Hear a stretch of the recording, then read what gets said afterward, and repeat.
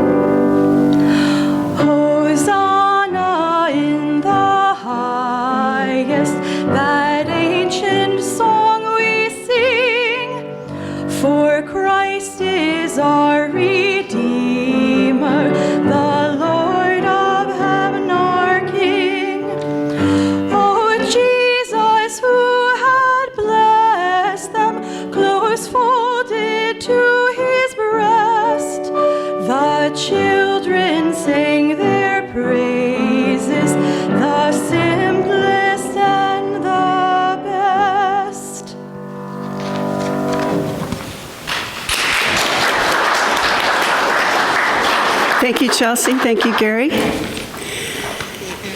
So, as always, a reminder, if you've brought your cell phone into the sanctuary, if you would please check and make sure it's in the turned off position. We're going to take our congregational affirmation. I'll state it once, and then I will ask you to join with me. Unity of Delray Beach is an expanding center of Christ's light, mighty to attract its good and to radiate good to others. Together, Unity of Delray Beach is an expanding center of Christ's light, mighty to attract its good and to radiate good to others. Well, I'd like to personalize that statement. I'll make it once, and then I will ask you to join with me. I am an expanding center of Christ's light, mighty to attract my good and to radiate good to others. Together, I am an expanding center of Christ's light, mighty to attract my good and to radiate good to others. You know that to be the truth. I'm going to share with you a blessing for a church by James Dillett Freeman. This is God's house. May we who come here not only find out about God, but find God. May there be beauty in this place, but especially may it be a place where men, women, and children become aware of the beauty in themselves. May this be a place of worship. May this be a place of instruction.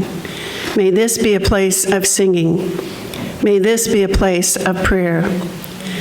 But for us who worship and take instruction and sing and pray, may this always be a place of inner stillness where we may listen and hear when God speaks. May whoever ministers here minister in love. May whoever teaches here teach truth. May whoever serves here serve pleasantly. May everyone come into this house in expectation and go with thanksgiving. And may everyone come into this house in expectation and go with thanksgiving. I'm going to read that again. And may anyone who comes needing help go feeling blessed. May this be such a house that Jesus Christ or any stranger would feel in it that they were with friends. And from Charles Fillmore, fill us now with richness of spirit and purpose. God bless this church with substance so that success and prosperity are the order of every day. And so it is. going to state our weather blessing. We have such beautiful weather today. If you know it, you're welcome to join with me. Divine love prevails in all weather conditions. The earth is blessed, and harmony, order, and protection are assured. Today's daily word is Palm Sunday, and the affirmation is that Christ within protects and clears my way. As I enter Holy Week, I reflect on Jesus' triumphant entry into Jerusalem and how the multitudes greeted him, shouting, "Hosanna! Blessed is the one who comes in the name of the Lord." Like so many, I have used the sacred time of Lent to cleanse my mind of beliefs and habits that no longer serve me. I have felt blessed as I have opened my heart to the healing, cleansing waters of Spirit. Now I feel ready to welcome a great awareness of the Christ within me. Every part of me quivers with eager anticipation. The world seems fresh, and I feel newly alive. I behold the Christ in me and in all others. With joy, I celebrate. With gratitude, I humbly bless the Christ in me and in everyone. And from Matthew 21, verse 9, "Blessed is the one who comes in the name of the Lord." And that's the beautiful daily word for today. The Christ within protects and clears my way. We have a few announcements today. First of all, I want to start by introducing our guest speaker. He may look vaguely familiar to some of you. He's been here a couple of times. And I was joking at the first service, they provided me his entire life story. So I'm gonna try to hit the high spots here. But Harvey Brown Jr. is a lifelong member here at Unity of Delray Beach. He matriculated to Unity School until the grade of second grade. Based on his academic skills at that point, he was later accepted to the University of Florida, where is that right, Harvey? Am I getting this right? I'm not looking back. Okay.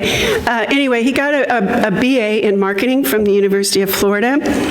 He went on then to get a law degree from Nova Southeastern University, and he is the owner of Harvey L. Brown Insurance Agency.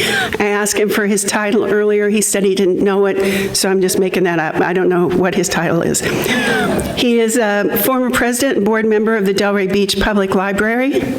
He's also a former president of the board of the Delray Beach Playhouse. He has served as president of the Delray Beach Kiwanis and is a member of Delray Beach Rotary Club. He is also currently the board member or the board president of our church and school. So let's give him a warm welcome this morning.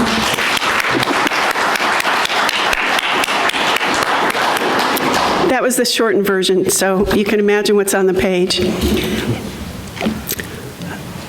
We also would like to welcome anyone who's here for the first time. Has anyone joined us and not been with us before? If you raise your hand, we have a gift for you. So Liz, I think there's a few right in the back. So thank you for joining us this morning. We're delighted you're with us. We feel that you are a blessing to us, and we know that you'll be blessed in return. So the other announcements that we have, I'll just start off by saying that next Sunday, obviously, is Easter Sunday. There will be an Easter egg hunt after the first service, so that's always a big event here at the church. If you know anyone who's interested in participating in that, let them know that it'll be after the 9:25 service by Fellowship Hall. Daniel will be back to sing next Sunday, so that'll be a welcome home to him. And we have, for Palm Sunday, we have palm fronds in the back on the table in the narthex if you'd like to take those with you to celebrate today. The ongoing events here at the church, Tuesday mornings at 10 a.m., we have our prayer group, and they meet in the prayer room that's behind the sanctuary. If you have a prayer request, you can drop those in the boxes in the back of the sanctuary, or you can call the church office. We have our Wednesday evening meditation group, which is at 6:30 p.m. here in the sanctuary. Wonderful times of coming together and just sharing, being in a group to pray and meditate. So I encourage you to take part in one of those services. Thursday mornings, we have Prosperity Coffee. That's through a teleconference. It's at 7 a.m. We're currently covering Catherine Ponder's book, Open Your Mind to Receive. It's a beautiful book. So if you're interested in that, it's an ongoing group. You can join at any time. There's information about it on the table in the narthex. And I think that concludes our announcements for today. As always, if you ever have any questions, please feel free to call the church office, and they'll be glad to help you. So we're going to take our statement of truth. I'm going to invite you to get comfortable in your seats. If you have anything in your hands, you may want to set that aside. You're welcome to close your eyes. I'll take the statement of truth one time, and then I will ask you to join with me.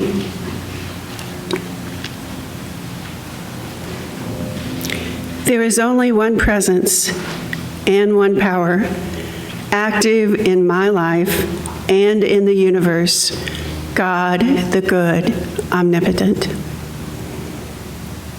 Together, there is only one presence and one power, active in my life and in the universe, God, the good, omnipotent. And just taking a moment to allow the truth and the power of that statement to wash over you. Establishing it firmly in our inner being so that we live, move, and have our being from that understanding that there is only one presence and one power active in our lives and in the universe, God, the good, omnipotent. And so we live boldly, confidently, and joyfully, knowing that all is well. And so it is. And now we will sing the Lord's Prayer in preparation for our time of meditation.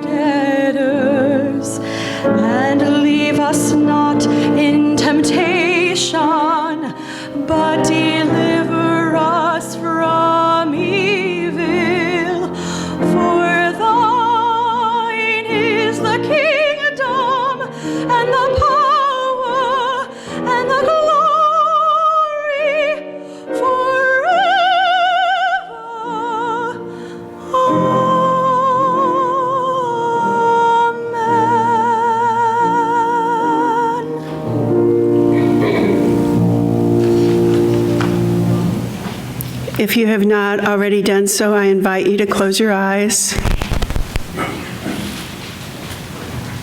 settling into this moment, allowing your awareness to be focused in, letting go of the activities of the day, whatever plans you have after you leave today, allowing yourself to be fully present in this moment where you are exactly where you're meant to be. You have everything that you need.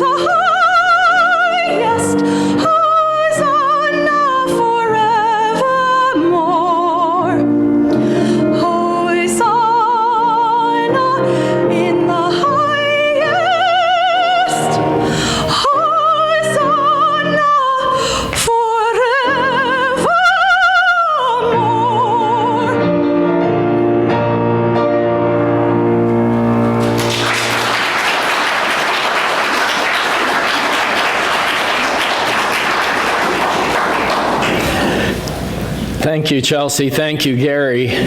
Gary has been with us now. This is the second week while Sean was out of town. Sean will be back next week, but as I told him in the first service, you are a first stringer. You are wonderful.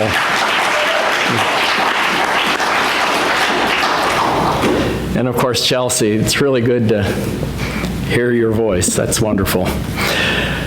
I think it's important as we start here for me to make a clarifying point, and that is when I went to school here, Unity only went through second grade.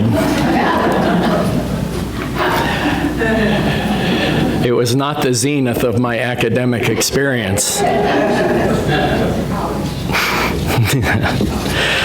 And it's funny, you mentioned college. I also mentioned in the first service, I haven't thought about this in a while, and I've said it before, told the story, but I had some fraternity brothers that were a couple of years ahead of me in the fraternity. I like these guys. I admired them. They were really good role models when I was in my first, second year or so. And they used to go to church on Sunday, to a United Methodist church in Gainesville on Sunday.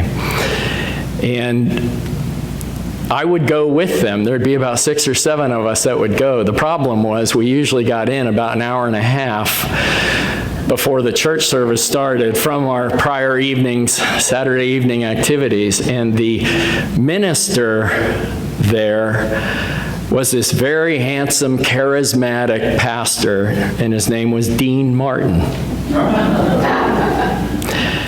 And he gave great talks. I'm not a Methodist, obviously, but I was always so encouraged and inspired. I really loved his messages. But what was funny is he used to stand up there, very tall, and he would look down and he would see us and always look at us with kind of a jaundiced eye, like, you guys are barely here, aren't you? And we're all like, yeah. But it was really good, great influence. It's a very fun memory. So today is Palm Sunday, and Palm Sunday for me is actually one of the more profound times on the Christian calendar. And the reason for that is, back when I was in college, my senior year at University of Florida, I took a semester in London, and I toured Europe for 3 weeks. They had a 3-week spring break at this school, and they insisted you travel. I'm not making that up. They literally made you pack your stuff away, and you couldn't go to your flat. You had to turn in your keys. So you had to travel. So a friend of mine and I backpacked all over Europe with your rail pass. And we were in Munich at the Hofbrauhaus. I felt it was an important cultural place to be. And we said, where do you want to go next? And we realized that the next day was Palm Sunday. And we had a rail pass. You go anywhere, anytime. You just walk on the train. You don't need to make a reservation. You don't need to purchase anything. You just walk on the train. And so we said, let's go to Rome. And we went and got on the train. I remember it pulled out of the Munich train shed in a snowstorm at 3 p.m. sharp. Went through Innsbruck, Austria. We went through Switzerland throughout the night. And people jumped on the train all along the way, on the way to Rome. So by the next morning, it looked like a refugee train. There were people not only stuffed in every compartment and cabin, there were literally people laying in the hallways. You couldn't really get out. You were kind of stuck. I had never seen so many people converge on a single point in my life experience. I'd been to Miami Dolphin games growing up, and 80,000 people, or the Florida Gator football games. That was the largest number of people I'd ever seen converge on a point. And in Rome that morning, at first light, as we pulled into the train station, to see people on every street and everything all converging on St. Peter's was like nothing I had ever experienced. And I've told this story before, that there was right in front of the two of us, as we were in this throng, everyone funneling into these security checkpoints to get into St. Peter's, which is an enormous place, actually. It can, I don't know how many people it can hold, but it's got to be well over 100,000. And as we were converging, there was a woman next to us, and she really looked like life had been very hard for her. And it became pretty evident to us that this was a professional lady of the night. And as we got closer to the security checkpoint, she started to, I don't know if it was a panic, but she was very upset and started kind of thrashing around, so much so that, there wasn't much room to move, but we're like, holy cow, well, the security people saw this. And they somehow came out from the checkpoints, a number of them, and as they reached over to grab her, I thought, oh boy, this is it for her. They're probably going to arrest her or something like that. Instead, these tough guys, I don't know, 3 or 4 of them, grabbed her and just plucked her right out of the crowd. I mean, I could remember seeing her feet go by my head. Carried her up, walked her to the checkpoint, checked her with the wands and did all this, and they gently placed her down. And basically, you could tell they were saying to her, are you all right? You can go in unless you're going to misbehave. Can you behave? Yeah. And they let her go. It's one of the most beautiful things I'd ever seen, personally. And it really brought home to me how profound Palm Sunday, Holy Week leading to Easter, how profound a day it is, seeing all these people, in every language, every type of person. It was really spectacular. Postscript to that story, we decided, since it had been so cold in London for so many weeks and weeks and weeks, that we were going to go to Morocco.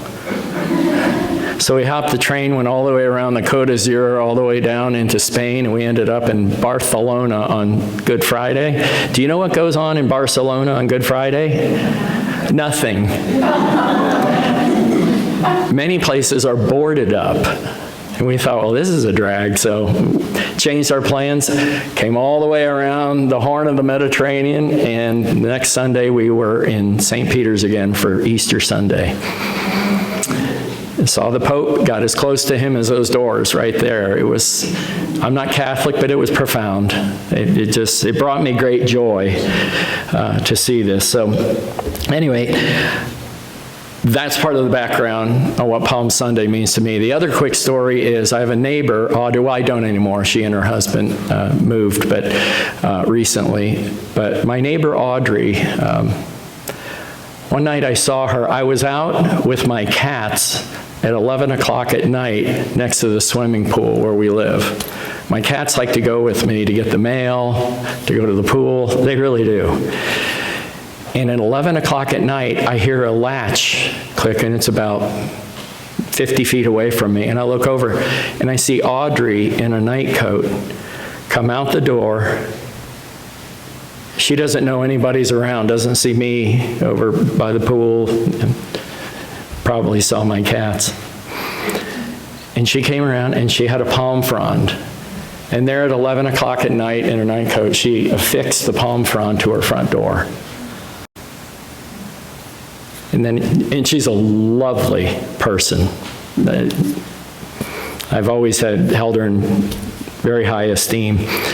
And I thought, that's one of the most beautiful things I've ever seen. This person's faith is so strong. It was important enough to her not to be asleep, but to actually go affix that palm before she went to sleep. We're still in touch, but to this day, she's still wonderful. But I just thought that kind of deep faith is important to have because it makes us better people. So when I was asked to give the Palm Sunday talk, I don't know if you know this, but I gave this talk before. A lot of people didn't know I've given a Palm Sunday talk before. I think it's been blotted out of everyone's memory intentionally. So I did a deep dive on this time deeper than before. We know some of the facts and the story of Palm Sunday and what happened. But I want to emphasize three different authors whose work I really like on this. And the first, I'm just going to gloss over quickly. It's going to be a Chris Chenoweth piece, which entitled "The Four Miracles of Palm Sunday," just to sort of set the table. But then I'm going to read for you comments made by Eric Butterworth at a Palm Sunday service he gave a few decades ago. And he is the bee's knees, this guy. I'm just always so impressed. And then we'll finish up with a Charles Fillmore quote. But the four miracles of Palm Sunday. The first miracle was confidence. Riding a donkey into Jerusalem instead of a magnificent white horse or in a golden chariot shows confidence. And he says it would be like the President of the United States coming into New York City and riding in a ticker tape parade in a rickshaw. You just don't do that. And they talked about how Jesus had confidence beyond normal human confidence. And he rode the path of humility. The second miracle, and I think this one's particularly big, advanced knowing. Jesus knew in advance what the disciples would find out later. Anyone that is connected with God is able to see and sense with more than human eyes and human mind. He's talking to all of us. You are guided in advance and ahead of time instead of after the fact. You know what to do. You know where to go and when, and you know it ahead of time. And Jesus knew this, which is pretty tough considering he knew what was in store for him by the end of the week. The third miracle was riding an unridden, untamed colt while mastering and calming the animal instantly. That's an important story. That's not just some random fact of the story of him arriving in Jerusalem on the back of a donkey. It specifically talks about this donkey was untrained, untamed, unridden. That simply can't be done. And what it really represents is our higher self taming our lower animal self when we feel reactive, when we have emotions that may not be appropriate. So that was the third miracle. And then the fourth miracle was the multitude recognizing and honoring the process. And he says, as you allow God to enter your mind and body, the multitude of thoughts you pay in honor to the entrance of peace, love, and happiness that God brings. We need to honor these things into our own consciousness because Jesus' arrival into Jerusalem is really a metaphor for our own life growth and the raising up of our consciousness. So, just touched on that. There's actually 3 full pages of writing on that, but I could tell that you guys wouldn't really be interested in that. I barely was, and I'm writing the talk. So, this is Eric Butterworth's talk from Palm Sunday. It has been modified from 8 pages of Arial single-space font 11. You can imagine, folks, that's dense. That's a lot of pages. And his talk went on for 36 minutes. This one I cut way back to 34 and a half. But here's what I would like from each of you at this moment. Understanding what is in store. Palm Sunday was a day of great triumph, almost celebrity-like triumph. But as the week wore on, we all know what was in store. And Jesus the Christ knew what was in store. So Eric Butterworth, this is from his talk, and I'm going to ask each of you, you don't need to close your eyes. If you wish to, that would be fine. But I ask you, listen carefully and imagine this in your mind's eye as you hear his words. So I would like you to come with me to a garden outside the city gates of Jerusalem, up the slope of Mount Olivet in the little village of Bethany, where Jesus had finished his supper with his friends, Mary, Martha, and Lazarus. In their little clay dwelling and had gone out for a quiet time under the silence of the twinkling stars at night. Here we see Jesus reflecting over the turmoil and confusion of this very exciting day, which had been called the triumphant entry into Jerusalem. It was an experience that obviously could have swayed the ego of any normal person as the frenzied throng tore palm branches from the trees, lining the way and placed them on the road. Some persons even tore off their garments from their bodies and scattered them in the path. A very unusual experience. Of course, it's obvious that Jesus was no normal person, with a consciousness that could deal with both past and future in one clear perception. He well knew that many of the people in the frenzied throng that morning had been on the mount when he had fed the multitudes the boys' lunch. Some of them probably had been present when he had helped or healed others. Possibly some of them had been the recipient of healings themselves. But he was sobered by the clairvoyant perception that before the week was over, many of this same throng would be crying, "Crucify him, crucify him." You see, Jesus was marching to the beat of a different drummer. We cannot actually understand Jesus in this story in the Gospels for thinking in terms of one specific religious orientation. We see a broad perspective, a great unity of consciousness. Jesus was tuned into a cosmic wavelength. So he was in the process of living out into expression a cosmic drama in which the throngs of people and figures like Peter and Judas and Pilate were all playing roles, which we can only understand in a personally symbolic sense.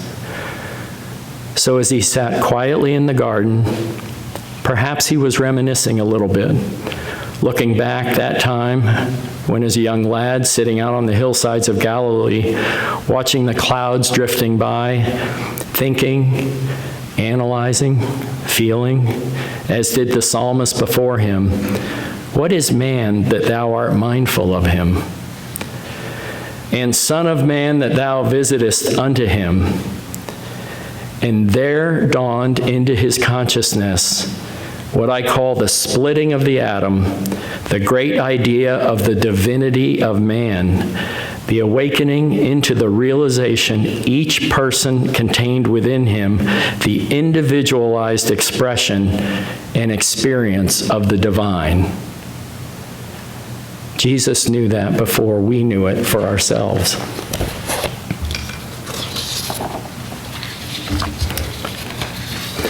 Most persons thought that he had come to tell of his own divinity, separating himself from the race and making him the great exception.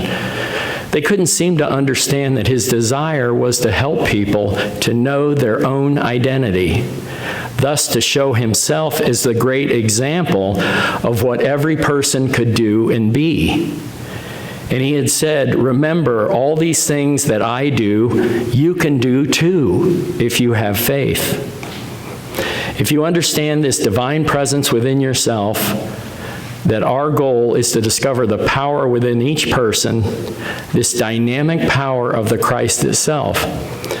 So let's just think about that a quick second. He did everything he could throughout his lifetime to not be a celebrity. He did everything he possibly could to state over and over and over again, "Do not put me on a pedestal. That is not who I am. You can do everything I can do and greater." But he said, "But you must have faith." But what the people, even Jesus' closest disciples, didn't seem to know is that Jesus was on the last lap of a lifetime of personal overcoming.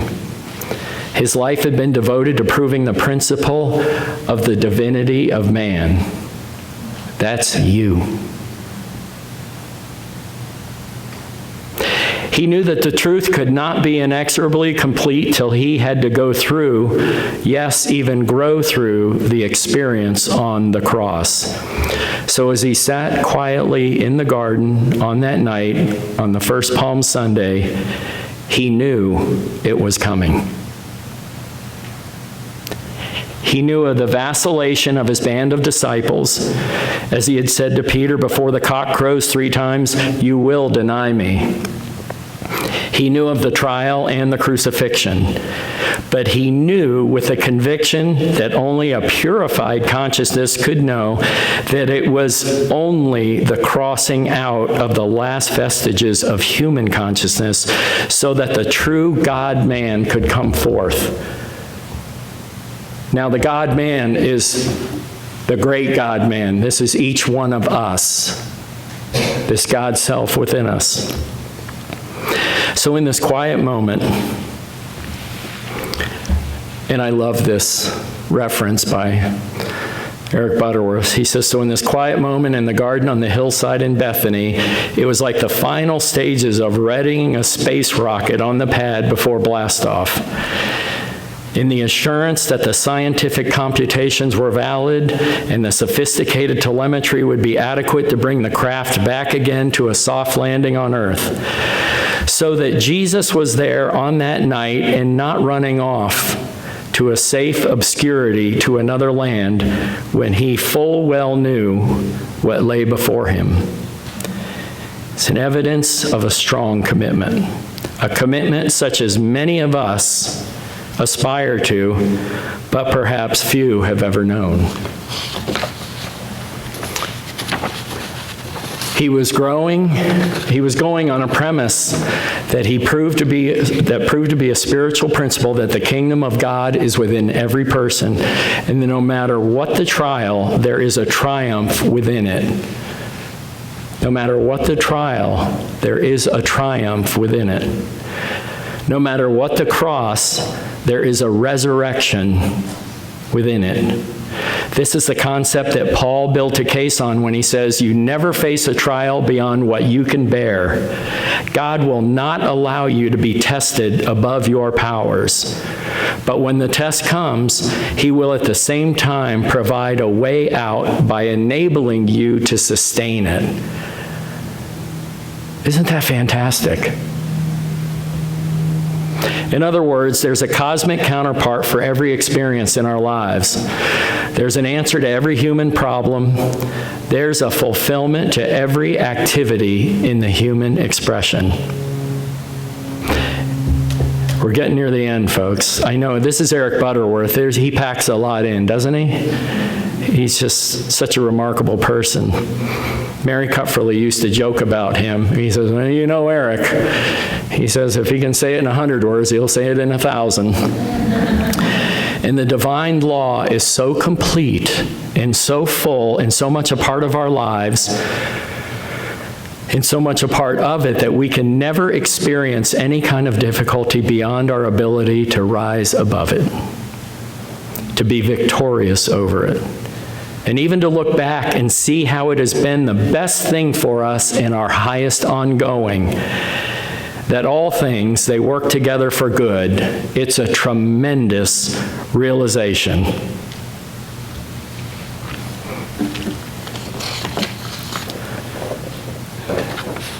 And here's the last little excerpt I pulled out. I had to excise, the whole 8 pages was fantastic. But I had to excise some, but I love this final bit, referring to Jesus' teaching at this time. He said, Jesus taught that you cannot offend God. God knows nothing of sin. Sin is a perversion in our own consciousness, a frustration of our divine potential, our feeling of separation, our feeling of bondage to the Egypt of the past. You don't offend the principle of mathematics when you make a mistake. In addition, you make the mistake and you suffer to the degree that your mistake confuses your experience. But the principle is not offended in any way. All you need to do is stop making the mistake, and the problem is solved. Go forth and sin no more, right?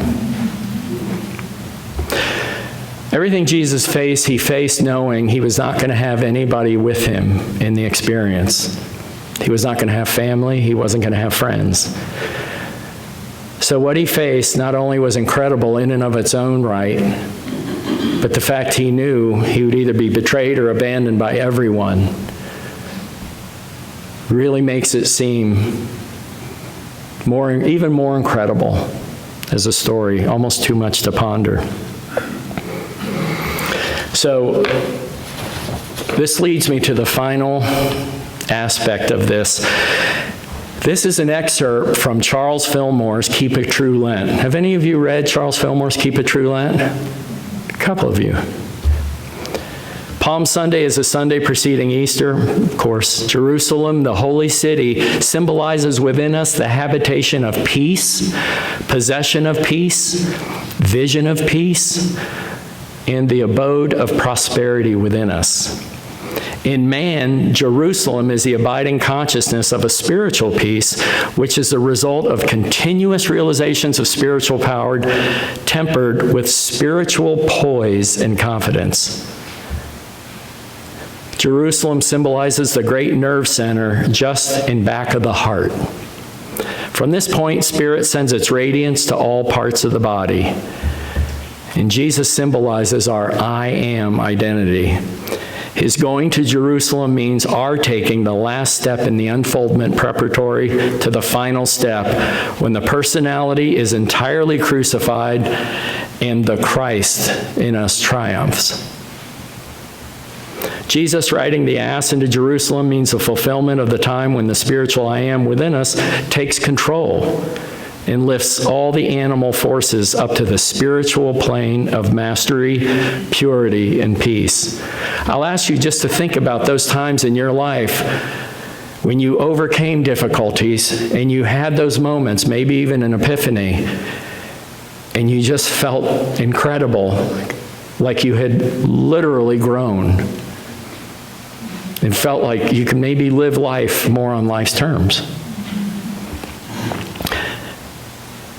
When the I am takes charge of the body, a new order of things is inaugurated. The vitality is no longer wasted. Through high and pure ideals, the whole consciousness is raised to a higher standard. This is unity metaphysical principle right there. We're about raising our consciousness, being the masters of our thoughts, the masters over our emotions, and knowing that God in us is capable of anything. The hosannas of the rejoicing multitude and the spreading of their garments and branches of trees before Jesus represent joyful obedience and homage to all the thoughts in one's consciousness that one's consciousness give when an error state of mind is overcome. Once again, have you ever had a belief in your life, and you've held on to that belief for years, and then something happened, and you no longer held that belief? It changed.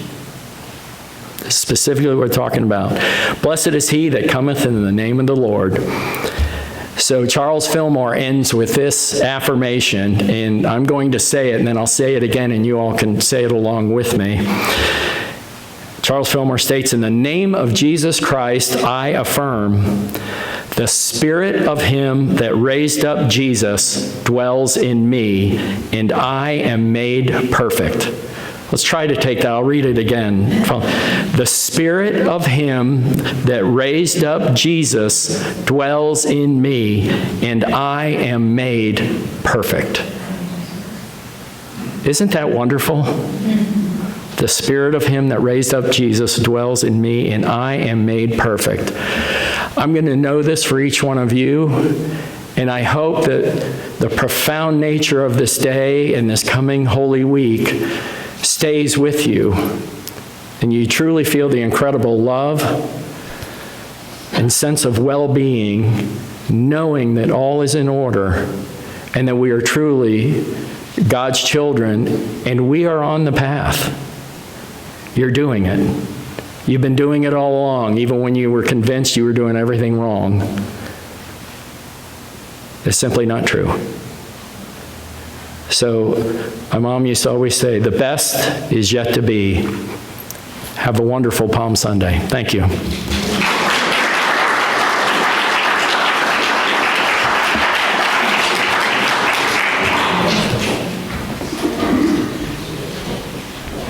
Thank you, Harvey. A lot of good inspiration in that talk.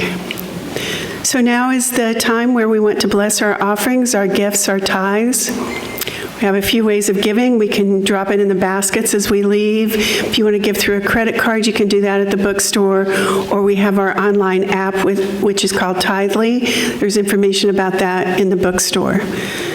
I'm going to take our offering blessing and state it once, and then I will ask you to join with me. Divine love, through me, blesses and multiplies all that I have, all that I give, and all that I receive. God is the source, and I am the channel. Together. Divine love, through me, blesses and multiplies all that I have, all that I give, and all that I receive. God is the source, and I am the channel. And so we take this moment to bless these gifts. We bless each one of the givers. We know what a blessing it is to be part of God's channel of goodness and abundance in this world. And we see each one of these gifts going forth to bless many, and then returning to the givers, pressed down and overflowing with abundance. We know that as we give, we receive. We give lovingly, willingly, joyfully. We give thanks for all of the many blessings in our lives. We bless our beautiful church, each person that is touched by this ministry. We bless our school, every child, every family, every staff member. And we know that Unity of Delray Beach is that expanding center of Christ's light. We're blessing our community and blessing the world. And for that, we say thank you, God. Amen. And now, if you will please stand, we will sing the peace song.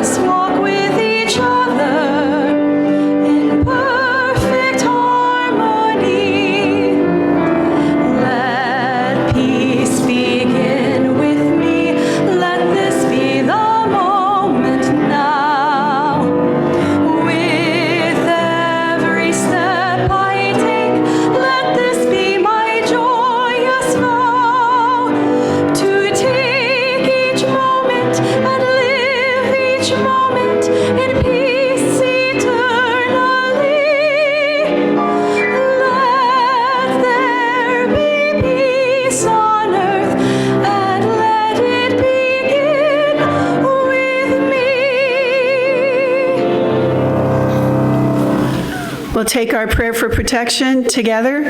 The light of God surrounds us. The love of God enfolds us. The power of God protects us. The presence of God watches over us. Wherever we are, God is, and all is well. God bless each and every one of you. Have a beautiful Palm Sunday. Enjoy your week, and we'll see you next week.